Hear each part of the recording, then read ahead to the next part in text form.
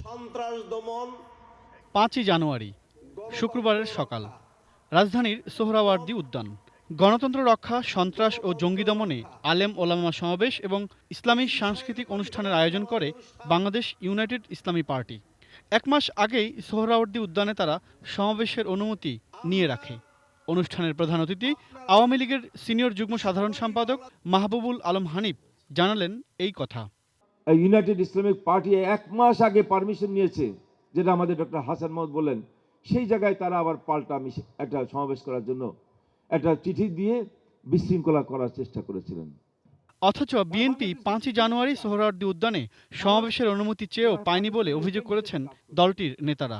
এমন অবস্থায় বাংলাদেশ ইউনাইটেড ইসলামী পার্টির সমাবেশ ঘিরেছিল নানান কৌতূহল।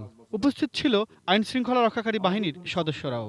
সমাবেশে মাহবুবুল আলম হানিফ বলেন, বিএনপি জামাত পাকিস্তানের এজেন্ট হিসেবে কাজ করছে। সময় মতোই একাদশ জাতীয় সংসদ নির্বাচন অনুষ্ঠিত হবে বলেও জানান তিনি।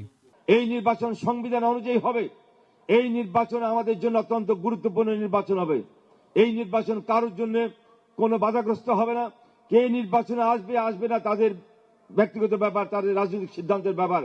নির্বাচন নির্ধারিত সময় সংবিধান অনুযায়ী হবে। এই নির্বাচনের মাধ্যমে আমাদের আগামীতে বাংলাদেশকে নতুন আলোর পথে নিয়ে যেতে হবে। সমাবেশে আওয়ামী লীগের প্রচার সম্পাদক ডক্টর হাসান মাহমুদ বলেন, যারা আগামী নির্বাচন বানচাল করতে চায় তাদের প্রচলিত আইনে বিচার করতে হবে।